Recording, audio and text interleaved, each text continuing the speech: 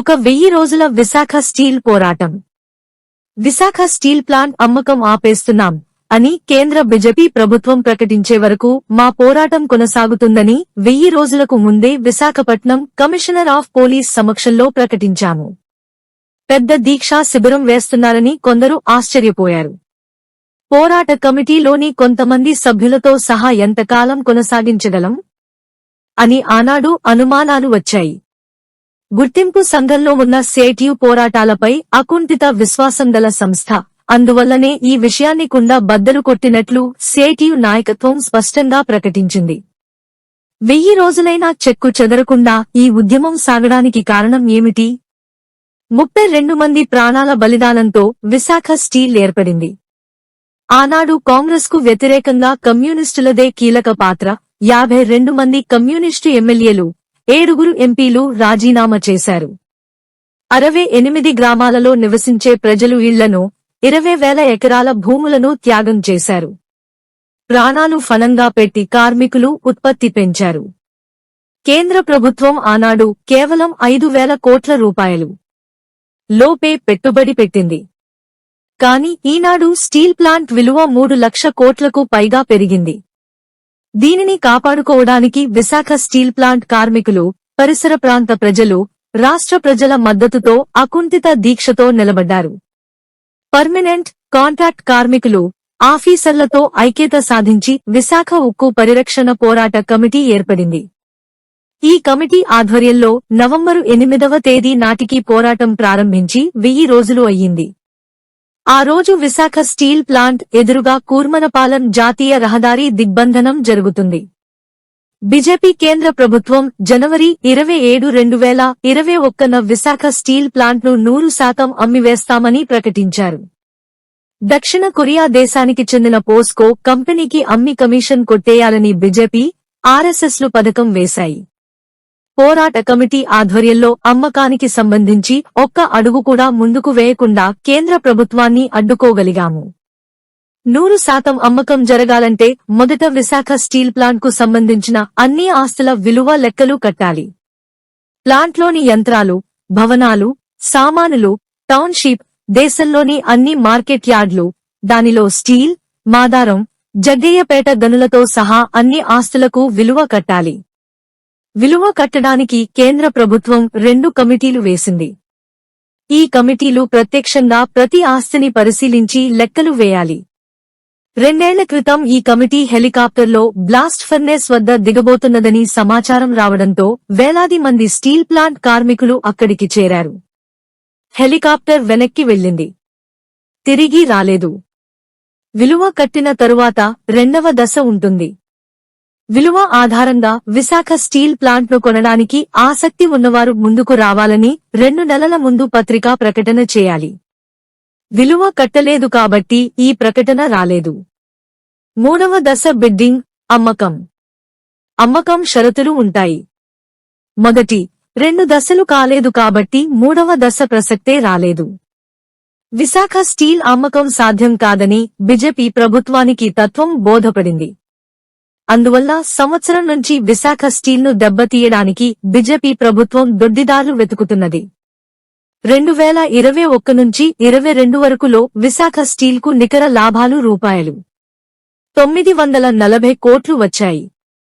తరువాత సంవత్సరం ముడిసరుకు కొనడానికి ఆ డబ్బులు ఉంచకుండా బ్యాంకులకు అప్పులు చెల్లించారు. ముడి సరుకులు కొనడానికి డబ్బులు లేవనే వంకతో విశాఖ స్టీల్ ఉత్పత్తి 40% తగ్గించారు. దేశంలోని అన్ని స్టీల్ ప్లాంట్లకు లాభాలు వచ్చాయి.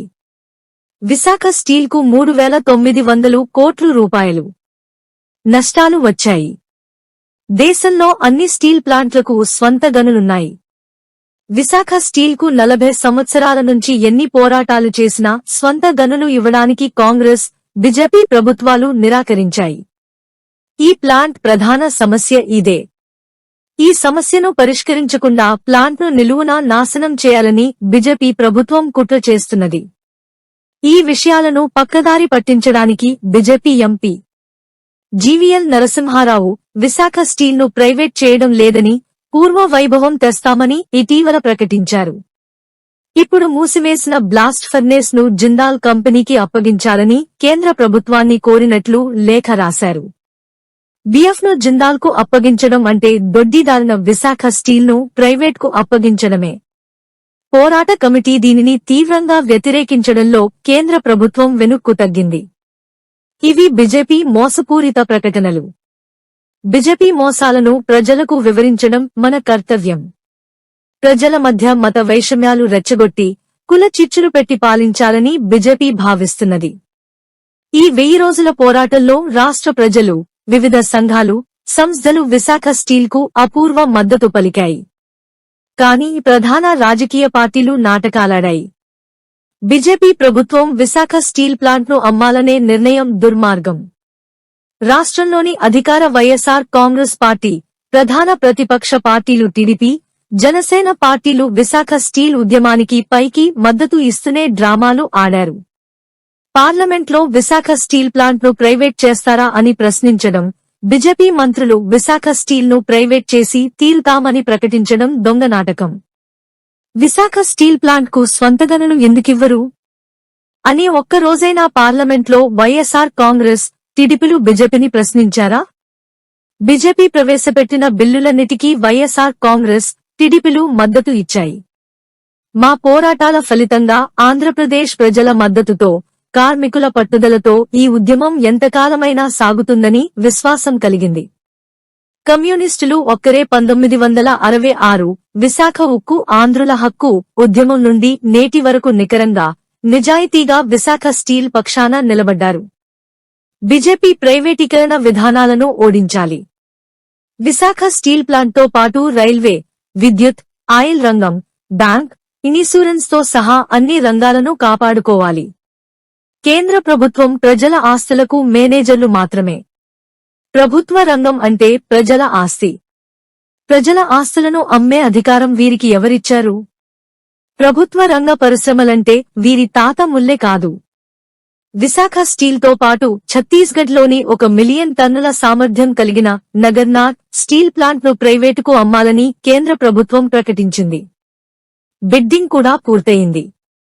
జిందాల్ స్టీల్ బిడ్డింగ్ లో నంబర్ 1గా వచ్చింది. ఈలోగా ఛత్తీస్గఢ్ రాష్ట్ర అసెంబ్లీ ఎన్నికలు వచ్చాయి.